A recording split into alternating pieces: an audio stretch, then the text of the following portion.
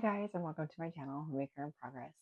Today let's talk about how we can cook from scratch and how we can make it easy because we're looking for making homemaking simpler and faster and much more convenient.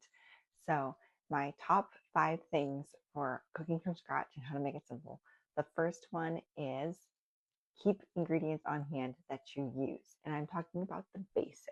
So let's think when you're talking like soups, you're going to want onions, you're going to want carrots, celery, garlic, your spices, keep those on hand. Keep things like flour and butter and sugar and baking soda and baking powder and vanilla. Those kinds of things you want to have on hand so that when you go to cook from scratch, it's easy. And if you don't have those things, then you've got to go to the store and get them, or it's just another like hurdle and obstacle that's in your way that's preventing you from making what you want to make. So, first and foremost, have the ingredients on hand. The second thing you should do if you want to cook from scratch more is to have tools in your tool belt. And what I mean by this is know how to cook a couple things really well. You don't need to be an expert at every single cooking technique, but know how to do something good. For me, I learned how to make chicken thighs in the cast iron, and they're delicious. And they turn out, and I know I can make them good. And I know that they're going to be tasty, and my family's going to like it. If your thing is spaghetti or soups, and you know how to do that, or sauces, stick to those things. And then you can experiment within that. If you get bored with the flavors, switch it up, do something a little bit different. And once you've mastered several things, it's a little bit easier for you then to experiment and do more. So my second thing is know a couple things really well and focus on those before you experiment with a lot of different things. My third tip is maybe a little vague and funny, but I think if you've ever gone to a restaurant and you really like some sort of flavor combination that they put together and you're like, this would be really cool. Like if I could eat this more often, I really like this dish for whatever reason. Try it at home. So I did this with salmon and I tried it with like a teriyaki seasoning and it's really good and it's different because I used to always do like butter and garlic, which is fine too, and you know that those combinations work. But if you've gone to a restaurant or you've seen like a Pinterest listing and you're like, that looks delicious, I should start using those. Experiment with your flavors and try those things and get familiar with those different flavor combinations and spice profiles so that you can feel confident adding them to your dishes to make really delicious homemade meals. My fourth tip for cooking from scratch is don't use recipes. Now, there might be some people who think recipes are the way to go. And I think when you make really technical dishes, you do want a recipe. And especially if it's something that you've never made before, and this is your first time making it, you will probably want a recipe. But I suggest that if you're trying to cook from scratch and you're trying to make it sustainable, do not use recipes. For me, they slow me up.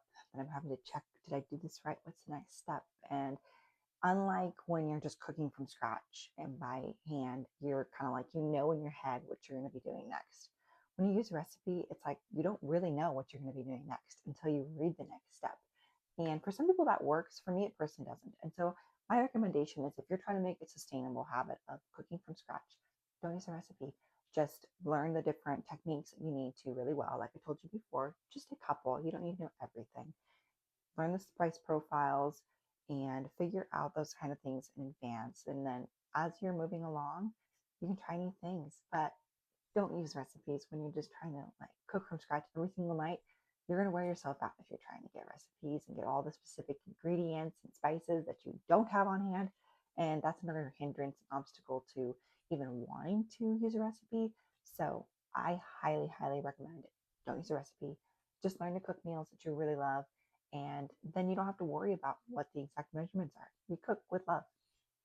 The fifth tip I have for cooking from scratch and how to make it simple is to improvise. Now, this one is just really up to interpretation on how you want to take it. But I personally think that if you want to cook from scratch, you're going to have to learn how to improvise. You're going to have to learn how to use ingredients in ways that you didn't expect to use. For example, you ran out of eggs. Okay, now it's time to pull out the yogurt instead.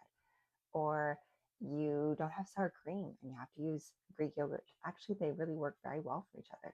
You don't have ricotta cheese, and then you're going to use cottage cheese instead. The texture is very similar. You've got to learn how to improvise. Maybe you want to make spaghetti. you've got your sauce, you've got your meat, and you've got your veggie, and you don't have spaghetti noodles. Okay, it's okay. Use a different kind of pasta. Improvise, and that way it doesn't feel like this big challenge that you always have to have the perfect ingredients and the exact recipe and all the perfect timing down. Just make it simple for yourselves and do what works. My final encouragement to you guys is Titus 2:5, which tells women to be discreet, chaste, keepers at home.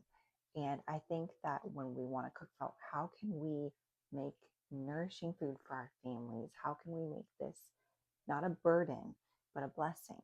And if it's not a blessing to us as well, it's probably going to be hard for it to be a blessing to our families. And if we look at food and making meals as such a burden instead of a blessing, will our families be blessed by that? Will they see the attitude that we carry about this because it's such a burden as a hindrance into enjoying it?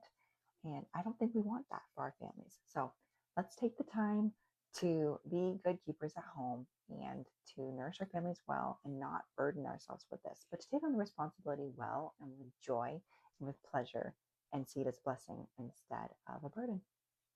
Hey guys, thank you so much for watching Homemaker in Progress today. I really appreciate your support. If you like this video and you want to see more content, please like and subscribe. That really helps my channel. And if you guys have any comments that you want or any questions that you didn't get answered in this video, please leave them in the comment section below. Thank you so much. Have a wonderful weekend.